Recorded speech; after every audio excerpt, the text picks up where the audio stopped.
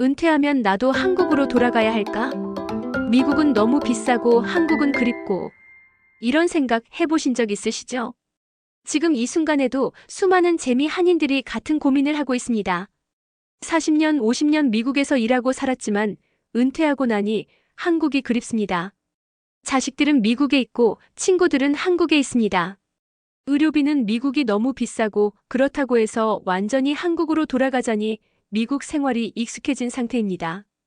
오늘은 그 고민을 실제로 실행한 사람, 68세 이혜준 씨의 3년간의 이야기입니다. 겨울엔 따뜻한 텍사스, 여름엔 한국. 그리고 두 나라의 여권을 모두 가진 남자. 그의 이야기를 통해 우리는 이중 국적이 정말 해결책이 될 수 있는지, 그 과정에서 무엇을 준비해야 하는지, 그리고 진짜 행복은 어디에 있는지 함께 찾아보겠습니다. 새소리와 함께 텍사스 교외 풍경이 평화로운 그곳, 오스틴 외곽, 따뜻한 햇살이 떠오르는 그때, 이른 아침 6시 30분, 혜준 씨는 마당에 나와 물을 뿌립니다.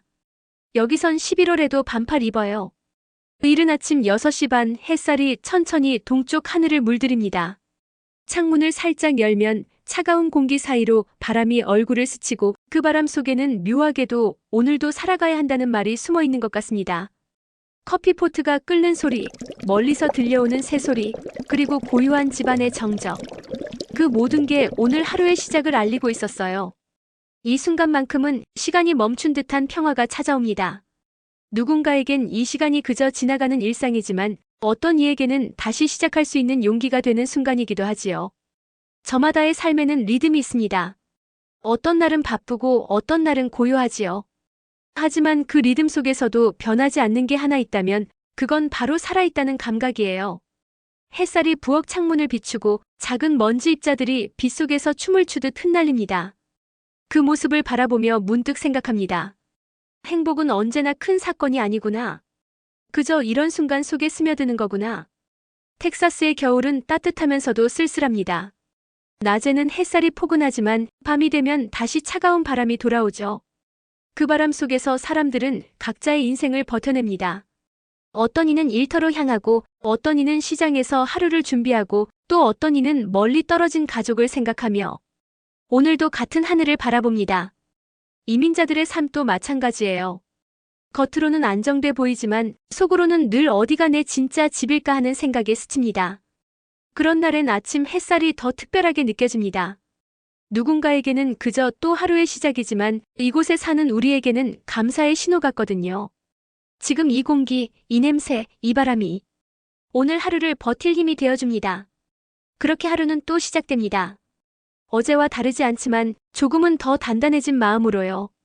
그의 집은 1980년대에 지어진 1800 스퀘어짜리 단층 주택입니다.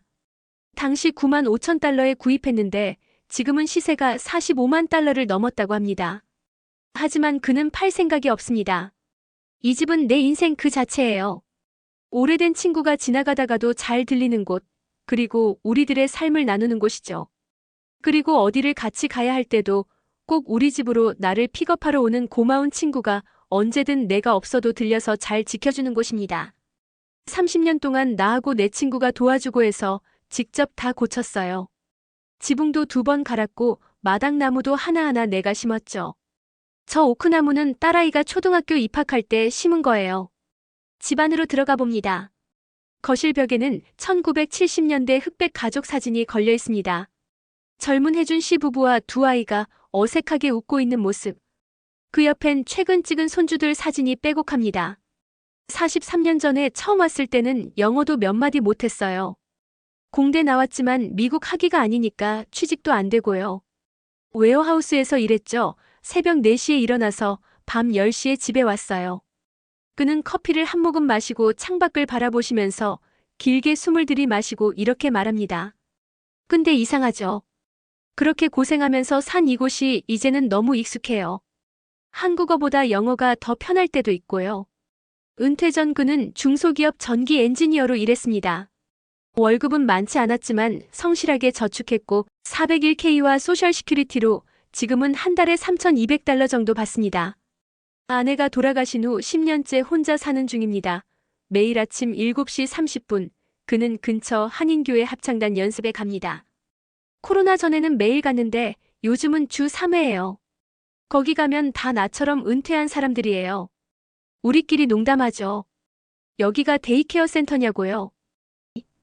토요일이면 같은 동네 한인 친구들과 바비큐 파티를 합니다. 70대 박 씨, 75세 김 씨, 그들은 모두 40년 지기입니다.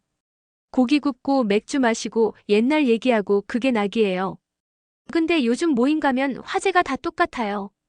병원비 얼마 나왔다, 약값이 미친 것 같다, 이런 얘기죠. 2021년 가을 혜준 씨에게 첫 번째 경고가 왔습니다. 정기 건강검진에서 혈압이 높게 나온 거죠. 의사가 그러더라고요. 약 먹어야 한다고. 별거 아닌 것 같았어요. 그냥 혈압약이니까요. 하지만 청구서를 받고 깜짝 놀랐습니다. 진료비 250달러, 처방전 검사비 180달러, 약값이 한 달에 100달러.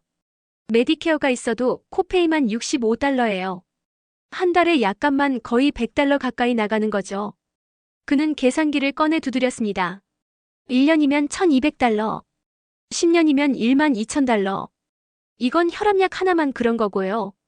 관절염약, 콜레스테롤약까지 합하면 더 많죠. 더 큰 충격은 치과였습니다. 이가 하나 아팠어요. 별거 아닐 줄 알았죠 갔더니 근관 치료해야 한다고요.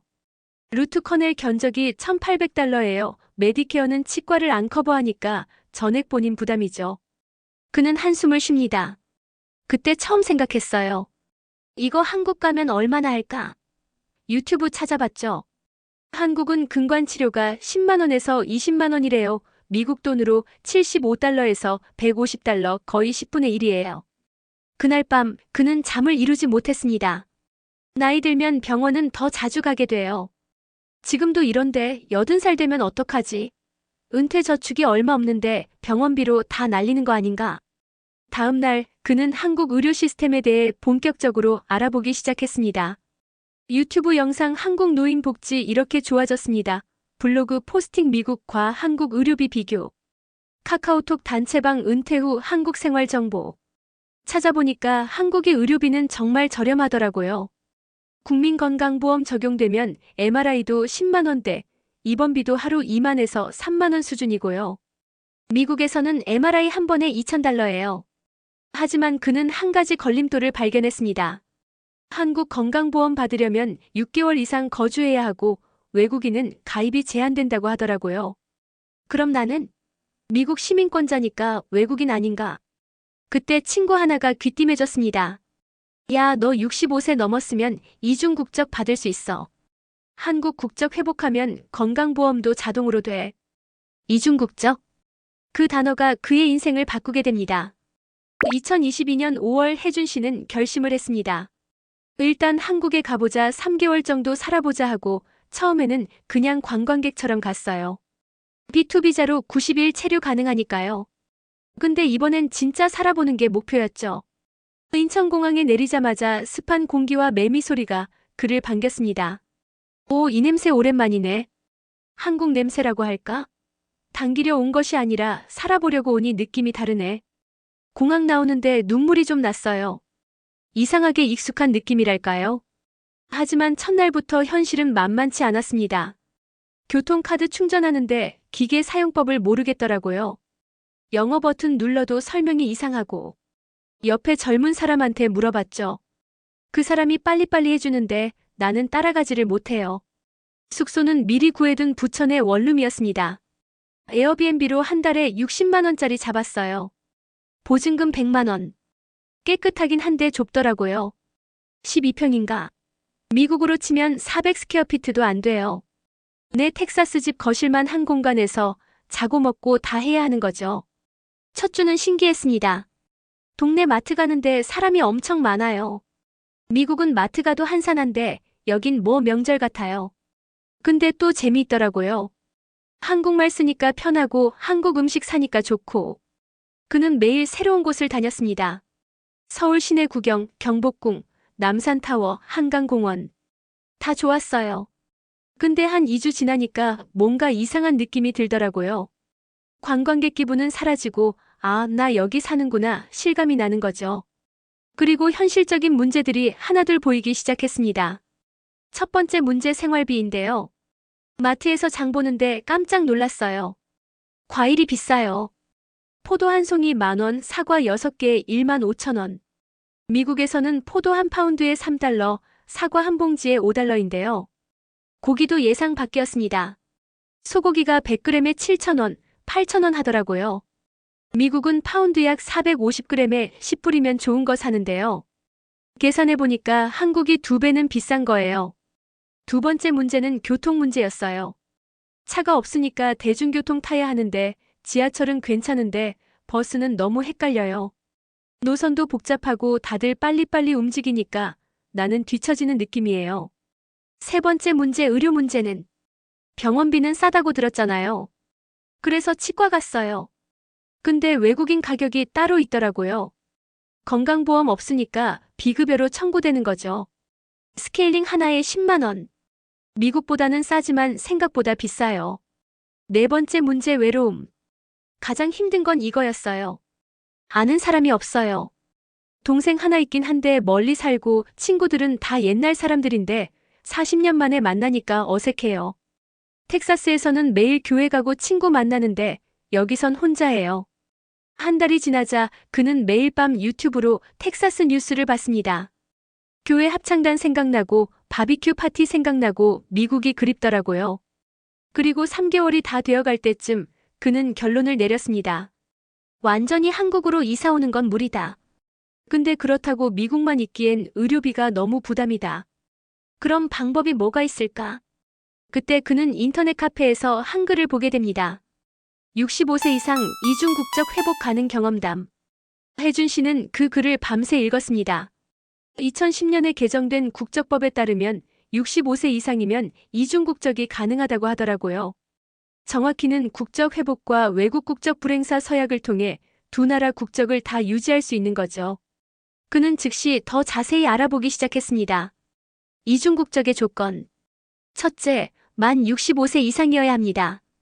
둘째, 원래 한국 국적을 가졌다가 포기한 사람이어야 합니다. 셋째, 국적 회복 허가를 받고 외국 국적 불행사 서약을 해야 합니다. 나는 1955년 한국 태생이고 1982년에 미국 시민권 받으면서 한국 국적을 자동으로 상실했어요. 그러니까 조건은 맞는 거죠. 하지만 중요한 제약도 있었습니다. 외국 국적 불행사 서약의 의미.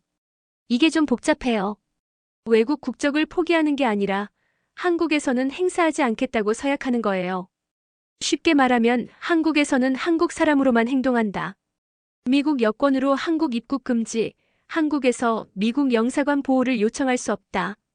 병역 의무 같은 게 생기면 이행해야 한다 하지만 65세 이상이니까 해당 없음. 그러니까 한국에 있을 때는 완전히 한국 사람, 미국에 있을 때는 완전히 미국 사람인 거죠. 이중국적의 장점. 혜준 씨는 장단점을 노트에 정리했습니다. 장점. 1. 국민건강보험 자동 가입 의료비 절감. 2. 주민등록증 발급 행정 편의. 3. 체류기간 제한 없음 원하는 만큼 한국 체류. 4. 65세 이상 복지 혜택 지하철 무료, 노인 우대. 5. 부동산 구입 가능 외국인 제한 없이. 6. 은행 계좌 개설 용이. 7. 투표권 한국 선거. 이중국적의 단점. 1. 이중과세 위험 두 나라의 세금 신고. 2. 행정 절차 복잡 양국 모두 관리 필요. 3. 입출국 시 주의 필요 한국은 한국 여권, 미국은 미국 여권. 4. 한국에서 외교적 보호받을 수 없음. 5. 법적 문제 생길 경우 복잡. 계산해봤어요. 국민건강보험만 해도 1년에 수천 달러 아낄 수 있어요. 치과 치료, 병원비, 약값 다 합치면 나이 들수록 차이가 커지죠. 그는 결심했습니다. 해보자. 65세가 됐으니까 이제 신청할 수 있어. 2022년 8월 혜준 씨는 한국 출입 국외국인청을 방문했습니다. 서울 종로구에 있는 서울 출입 국외국인청이었어요. 아침 9시에 갔는데 사람이 엄청 많더라고요. 민원실에서 번호표를 뽑고 2시간을 기다렸습니다. 내 차례가 왔을 때 긴장했어요. 공무원한테 말했죠. 국적 회복하고 싶습니다. 공무원이 서류 목록을 건넸습니다. 필요한 서류. 1. 국적 회복 허가 신청서. 2. 사진 이메 여권용. 3. 여권 사본 미국 여권. 4. 출생증명서 또는 가족관계 증명서. 5. 한국 호적 등본 옛날 거 있으면. 6. 미국 시민권 증명서 사본. 7. 외국 국적 불행사 서약서. 8. 수수료 3만 원. 생각보다 많더라고요. 특히 옛날 호적 등본은 어디 가서 떼야 하는지도 모르겠고. 그는 일주일 동안 서류를 모았습니다. 미국 시민권 증명서는 집에 있었고 여권 사본은 쉬웠어요. 근데 한국 출생증명서가 문제였어요. 1955년생인데 그때는 출생신고를 제대로 안 한 경우가 많았거든요. 다행히 동네 주민센터에서 재적등본을 떼올 수 있었습니다. 재적등본에 내 이름이 있더라고요. 이혜준, 1955년 3월 15일생. 그걸 보니까 또 뭉클하더라고요. 내가 여기서 태어났구나. 서류를 다 모아서 다시 출입국청에 갔습니다. 담당자가 하나하나 확인하더니 물어봤어요. 미국 생활 얼마나 하셨어요? 43년이요. 가족은요? 자녀들 다 미국에 있어요. 그럼 왜 한국 국적을 회복하려고 하세요? 혜준 씨는 솔직하게 대답했습니다. 의료비 때문입니다. 그리고 고향이 그립기도 하고요. 담당자가 고개를 끄덕였습니다. 요즘 많이들 신청하세요. 심사는 2개월에서 3개월 걸립니다. 외국 국적 불행사 서약서. 가장 중요한 건 이 서약서였습니다. 이 서약서를 쓰면서 좀 울컥했어요. 내용이 본인은 대한민국에서 외국 국적을 행사하지 않겠습니다. 본인은 대한민국 국민으로서의 의무를 다하겠습니다. 본인은 한국에 체류하는 동안 외국 여권을 사용하지 않겠습니다. 이런 내용인데 서명하면서 생각했어요. 이제 난 정말 두 나라 사람이구나. 하지만 각 나라에서는 하나의 정체성만 가져야 하는구나. 신청을 마치고 나오는데 복잡한 심정이었습니다. 기다리는 2개월 동안 매일 생각했어요. 내가 제대로 선택한 건가? 나중에 후회하지 않을까? 2022년 10월 승인 통지서가 왔습니다. 이메일로 왔어요. 국적 회복 허가 이혜준 씨, 귀하의 신청이 승인되었습니다. 그 순간 안도감과 함께 약간의 두려움도 있었어요. 바로 다음 날 그는 출입국청에 가서 국적 회복 증서를 받았습니다. A4 용지 한 장이에요. 근데 그게 내 인생을 바꿀 문서죠. 거기에 쓰여 있었어요. 이혜준은 대한민국 국적을 회복함. 2022년 10월 25일자로요. 이제 할 일이 남았습니다. 주민등록증 발급. 주민센터에 갔어요. 국적 회복 증서 들고. 직원분이 어머, 이중 국적이세요? 그러더라고요. 신기해하시더라고요. 주민등록증은 일주일 후에 나왔습니다. 주민등록증을 받는데 또 감정이 복잡하더라고요. 68살에 다시 받는 한국 신분증, 사진 찍을 때 웃을 수가 없었어요. 국민건강보험 가입. 주민등록을 하면 건강보험은 자동 가입됩니다. 한 달 후에 건강보험공단에서 우편이 왔어요. 건강보험증. 보험료는 월 12만 원 정도예요. 지역가입자 기준으로 계산된 거죠. 미국에서는 메디케어 파트 B 프리미엄만 월 170달러 약 22만 원 내는데 한국은 12만 원으로 훨씬 많은 걸 커버하니까 이득이죠. 국적 회복 후 처음으로 병원에 갔습니다. 동네 내과에서 건강검진 받았어요. 피검사, 소변검사, 흉부 엑스레이, 심전도 다 했는데 본인 부담금이 1만 5천 원. 미국이었으면 코페이만 150불이에요. 혈압약도 처방받았습니다. 한 달치 약값이 7천 원. 미국에서는 100달러 냈는데요. 그때 확신했어요. 이거 제대로 했구나. 주민등록증이 생기니 모든 게 쉬워졌습니다. 은행 계좌 개설했어요. 카카오뱅크, 토스 다 가입했죠. 휴대폰도 본인 명의로 개통하고. 이전에는 외국인이라 제한이 많았는데 이제는 다 가능해요. 65세 이상이니 노인 복지 혜택도 받게 됐습니다. 지하철 무료예요. 처음 알았을 때 깜짝 놀랐어요. 교통카드 찍는데 요금이 안 빠져나가요. 고장났나? 했더니 직원이 어르신은 무료세요 그러더라고요. 공원이나 박물관도 할인이나 무료입니다. 국립중앙박물관 갔는데 무료. 남산타워도 50% 할인. 미국에서는 시니어 할인해봤자 10% 정도인데 한국은 혜택이 훨씬 많아요. 하지만 장밋빛만은 아니었습니다. 2023년 초 첫 번째 세금 시즌이 왔습니다. 1월부터 두통이 시작됐어요. 세금을 어떻게 신고해야 하지? 미국 세금. 미국 시민권자는 전 세계 어디 살든 미국에 세금을 신고해야 합니다. IRS는 무서워요. 소셜 시큐리티 받으니까 그건 신고해야 하고 401k에서 인출하는 것도 신고해야 하고요. 게다가 FBAR 해외 금융계좌 신고도 해야 합니다. 한국 은행 계좌가 1만 달러 이상이면 신고해야 해요. 안 하면 엄청난 벌금이에요. 최악의 경우 계좌 잔액의 50%까지 벌금이래요. 한국 세금. 한국에서도 주민등록을 했으니 세금 신고 의무가 생깁니다. 문제는 이거예요. 한국은 거주자 기준으로 세금을 매겨요.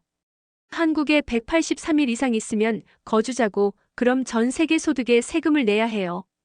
혜준 씨는 골치가 아팠습니다. 소셜 시큐리티는 한국에서 세금을 내야 하나? 401k 인출은? 이중과세가 되는 건 아닌가? 결국 한미 양국 세금에 능통한 세무사를 찾았습니다. LA에 있는 한인 회계사한테 맡겼어요. 비용이 1년에 $1,500. 비싸지만 잘못하면 더 큰 문제가 생기니까요. 회계사가 설명해줬습니다.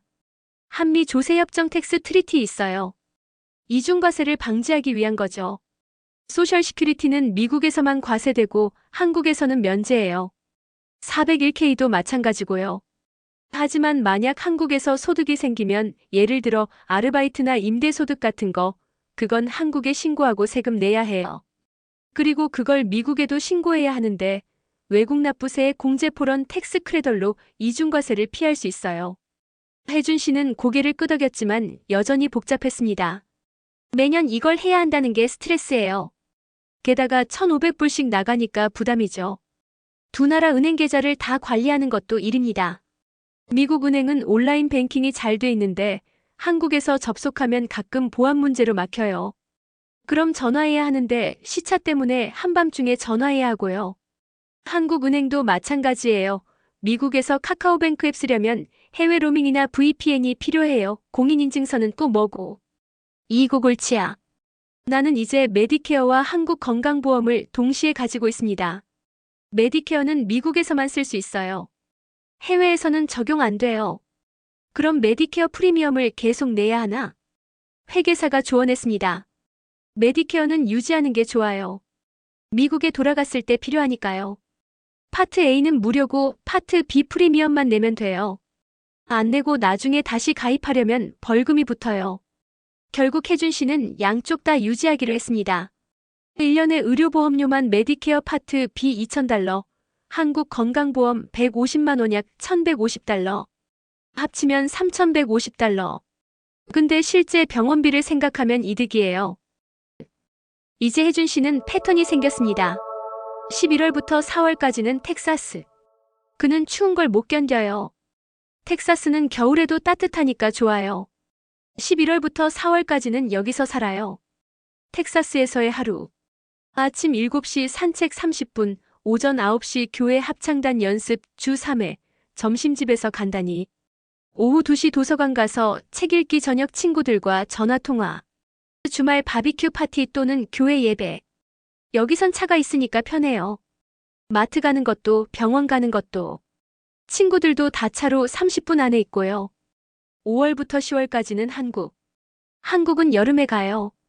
텍사스 여름은 40도까지 올라가는데 한국은 에어컨만 틀면 괜찮아요. 한국에서의 하루. 아침 7시 동네 뒷산 산책. 오전 10시 경로당 또는 복지관 갑니다. 점심에는 복지관 가거나 무료 급식 또는 식당에 갑니다. 오후 2시에는 도서관 또는 카페 가고요. 저녁에는 혼자서 집에서 있거나 또는 동생네 방문해요. 주말에는 여행도 하고 또는 문화생활도 하죠. 한국에선 대중교통이 편해요. 지하철 무료니까 어디든 갈 수 있어요.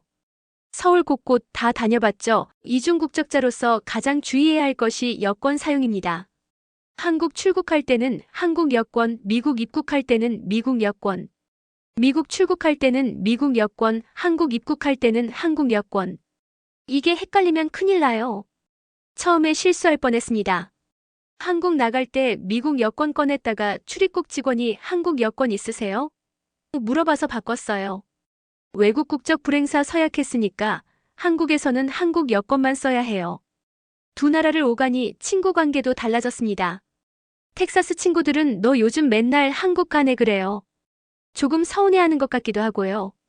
한국에서는 아직 깊은 친구가 없어요. 경로당 가면 다들 친절한데 40년 공백은 쉽게 메워지지 않아요. 그렇다 보니 가끔은 나 자신이 두 세상 사이에 끼어 있는 사람처럼 느껴집니다.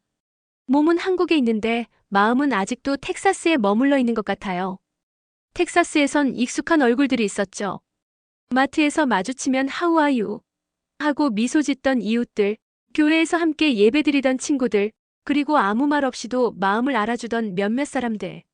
하지만 한국에 오면 그런 일상적인 인사조차 낯설게 느껴지곤 합니다. 사람들은 다정하지만 어딘가 거리를 두죠. 그 사이에 나도 모르게 벽이 하나 생겨버린 것 같아요. 이민 생활을 오래 하다 보면 언어보다 더 어려운 게 정서의 거리라는 걸 알게 됩니다. 말은 통하지만 마음은 번역이 안 될 때가 많거든요. 한국에서는 익숙한 풍경 속에서도 내가 어딘가 손님처럼 느껴질 때가 있어요. 지하철을 타도 시장을 걸어도 모든 게 익숙하면서도 낯설어요. 반대로 텍사스로 돌아가면 또 그곳에서도 이상하게 어색한 기분이 들어요. 공항에 내리면 마음은 편해지지만 주변을 둘러보면 세상은 이미 많이 변해 있죠. 내가 떠나온 그 시절의 텍사스가 아니에요. 그럴 때마다 문득 생각합니다. 나는 이제 어디에도 완전히 속하지 못하는 사람이 되었구나. 하지만 또 이런 생각도 듭니다. 그렇기 때문에 오히려 두 세상을 다 품고 살 수 있는 건 아닐까? 한국의 따뜻한 정과 텍사스의 자유로운 공기를 둘 다 기억하며 사는 인생이라면 그건 어쩌면 특별한 선물일지도 모른다고요. 사람들은 늘 정착을 꿈꾸지만 어쩌면 인생은 정착보다 흔들림을 배우는 과정인지도 모릅니다. 나의 자리는 어디인가? 내가 진짜 편안함을 느끼는 곳은 어디인가? 그 질문을 계속 던지며 사는 삶. 그게 바로 지금 내 인생의 또 다른 여행입니다. 가장 힘든 건 여전히 외로움입니다. 어디 가나 이방인 같아요. 미국에서는 한국 다녀온 사람, 한국에서는 미국 사는 사람. 딱 어디에도 속하지 못하는 느낌이랄까요? 하지만 시간이 지나며 받아들이게 됐습니다. 이게 내 삶이구나. 두 나라 중 하나를 선택할 수 없으니까 둘 다 가지고 사는 거죠. 완벽하진 않지만 나쁘지도 않아요. 혜준 씨는 3년간의 지출을 정리해봤습니다. 연간 수입은 소셜 시큐리티 매월 달러 2,400에서 매년 달러 28,800이고 401k 인출 매월 달러 800하면 매년 달러 9,600입니다. 그래서 합계는 매년 달러 38,400죠. 그러니까 한국 돈으로 매년 수입이 약 5천만 원입니다. 미국만 살 경우 추정해보면 집 관리비 달러 3,600 재산세, 보험 유지비, 의료비 달러 4,800 메디케어 프리미엄 달러 2,040 본인 부담금 약 달러 2,760 식비 달러 4,800 유틸리티 달러 2,400 차량 달러 2,400 기타 달러 3,000 합계가 달러 21,000 저축 가능한 금액이 달러 17,400입니다. 이중국적 생활 실제로는 미국 집 관리비 달러 3,600 항공료 달러 2,400 왕복 이외 미국 의료비 달러 2,400 6개월치 한국 의료비 달러 600 한국 돈으로 80만 원 6개월치 한국 월세 달러 7,200 월 60만 원 12개월 960만 원 한국 건강보험 달러 1,200 식비 미국 달러 2,400 식비 한국 달러 3,600 세무사 달러 1,500 기타 달러 3,000 합계 달러 27,900 저축 가능 달러 15,500 계산해보니까 오히려 돈이 더 들어가요. 월세, 항공료, 이중 생활비 때문에. 근데 삶의 질은 훨씬 나아졌어요. 미국만 있었으면 치과 치료 못 받았을 거예요. 한국에서 임플란트 2개 했는데 총 300만 원. 미국이었으면 8,000달러는 들었을 거예요. 그것만으로도 이미 원금 회수죠. 돈으로 계산 안 되는 게 있어요. 한국에서 동생이랑 보내는 시간, 고향 산책하는 즐거움, 한국 음식 먹는 행복. 그게 더 중요해요. 이중국적은 모두에게 해답이 아닙니다. 추천하는 사람은 1. 의료비 부담이 큰 사람 2. 한국에 가족이나 연고가 있는 사람 3. 두 나라를 오갈 수 있는 건강한 사람. 4. 복잡한 행정 절차를 감당할 수 있는 사람. 5. 경제적으로 여유가 좀 있는 사람, 항공료, 월세 등입니다. 반대로 추천하지 않는 사람은 1. 가족이 모두 미국에 있고 한국에 아무도 없는 경우. 2. 건강이 안 좋아서 장거리 이동이 힘든 경우. 3. 영어도 한국어도 불편한 경우. 4. 세금 행정이 너무 복잡하게 느껴지는 경우이고요. 만약 시도한다면 1. 먼저 관광객으로 3개월이나 6개월 한국에서 살아보세요. 정말 적응 가능한지 확인하세요. 2. 세무사 상담 받으세요. 세금 문제가 제일 복잡해요. 3. 경제적 계획을 세우세요. 생각보다 돈이 들어요. 4. 가족과 상의하세요. 특히 자녀들이 어떻게 생각하는지. 5. 건강보험, 은행, 주거 등 구체적으로 알아보세요. 6. 외로움을 어떻게 극복할지 생각해보세요. 후회는 없나요? 혜준 씨는 잠시 생각하다 대답합니다. 후회는 없어요. 힘들 때도 있지만 선택의 자유가 있다는 게 좋아요. 아프면 한국 가서 치료받고 친구 그리우면 미국 가고 나이 들어서 이런 자유를 누릴 수 있다는 게 감사해요. 3년이 지난 지금 혜준 씨는 텍사스 집 거실에 앉아 있습니다. 테이블 위에는 두 개의 여권이 나란히 놓여 있습니다. 미국 여권과 한국 여권 두 개를 놓고 가끔 이 두 여권을 보면서 생각해요. 나는 누구일까? 그는 창밖을 바라봅니다. 저녁 노을이 텍사스 평원을 붉게 물들이고 있습니다. 젊었을 때는 미국이 꿈의 나라였어요. 돈 벌고 성공하고 자유롭게 사는 것. 그게 전부였죠. 한국은 가난하고 힘들었던 기억만 남아 있었어요. 그는 한숨을 쉽니다. 근데 나이 들어보니까 알겠더라고요. 진짜 중요한 건 돈이나 성공이 아니라 마음이 편한 곳이더라고요. 한국에 가면 이상하게 마음이 놓여요. 한국말로 이야기하고 된장찌개 먹고 동네 뒷산 오르고 그런 게 편해요. 40년 떨어져 있었는데도 몸이 기억하나 봐요. 하지만 한국만으로는 부족합니다. 너무 오래 있으면 답답해져요. 빨리빨리 문화, 남의 눈치 보는 것, 좁은 공간. 그러면 미국이 그리워요. 미국은 자유예요. 아무도 내 인생에 관심 없고 나도 남한테 신경 안 써도 되고 넓은 마당에서 혼자 있는 시간, 그게 좋아요. 그는 미소 짓습니다. 근데 또 너무 자유로우니까 외로워요. 이웃이랑 10년 살아도 인사만 해요. 깊은 관계가 없어요. 그럼 한국의 정이 그리워지죠. 이중국적은 여권 두 개가 아니에요. 마음 두 개를 가지고 사는 거예요. 한국 사람도 미국 사람도 아닌 그 사이 어딘가에 있는 사람. 그는 잠시 멈췄다가 계속합니다. 젊었을 때는 그게 정체성의 혼란이었어요. 나는 누구지? 어디에 속하지? 근데 이제는 알아요. 내가 두 곳 다 속할 수 있다는 것. 그게 축복이라는 걸. 혜준 씨는 이중국적을 고민하는 분들께 마지막으로 하고 싶은 말이 있다고 하셨어요. 첫째, 완벽한 나라는 없어요. 미국도 한국도 장단점이 있어요. 둘 중 하나가 무조건 낫다는 생각은 버리세요. 둘째, 이중국적은 편하려고 하는 게 아니에요. 오히려 더 복잡해져요. 세금도 2배, 서류도 2배, 신경 쓸 것도 2배. 그런데도 하는 이유는 두 나라를 다 사랑하니까 하나를 버릴 수 없는 거예요. 셋째, 돈 계산만 하지 마세요. 한국이 싸니까 가자 이런 생각으로 가면 실망해요. 진짜 중요한 건 마음이 편한 곳이에요. 넷째, 외로움을 각오하세요. 어디를 가든 완전히 속하지 못하는 느낌이 있어요. 그걸 받아들일 수 있어야 해요. 마지막으로 나이 들어서 새로운 시도하는 거 부끄러운 일 아니에요. 나는 65살에 다시 한국 국적 받았어요. 누가 뭐래도 내 인생이니까 내가 선택한 거예요. 혜준 씨는 자리에서 일어나 창밖을 바라봅니다. 붉은 노을이 점점 어둠으로 변하고 있습니다. 내년 5월이면 다시 한국 가요. 동생이 형, 언제 와? 문자 보냈어요. 보고 싶대요. 그는 두 여권을 집어들고 우리를 향해 보여줍니다. 이 두 개가 내 날개예요. 하나로는 날 수 없어요. 두 개가 있어야 균형을 잡고 날 수 있어요. 날이 서서히 어두워지고 그의 목소리가 내레이션으로 들립니다. 어디가 내 나라냐고 물으신다면 둘 다예요. 그리고 어디에도 완전히 속하지 않아요. 하지만 그게 나예요. 이해준 68세, 한국계 미국인이자 미국계 한국인. 이중 국적자. 은퇴 후의 삶은 선택의 연속입니다. 어디서 살 것인가, 어떻게 살 것인가, 누구와 함께 할 것인가. 혜준 씨는 두 나라를 선택했습니다. 하나를 버리지 못해서가 아니라 둘 다 사랑해서입니다. 그의 이야기가 모든 사람에게 해답은 아닐 겁니다. 누군가는 미국에 남고 누군가는 한국으로 돌아가고 또 누군가는 제3의 길을 찾을 겁니다. 중요한 건 정답이 아니라 자신의 답입니다. 당신의 마음이 편한 곳이 어디인가요? 당신이 진짜 하고 싶은 삶은 무엇인가요? 나이는 숫자일 뿐입니다.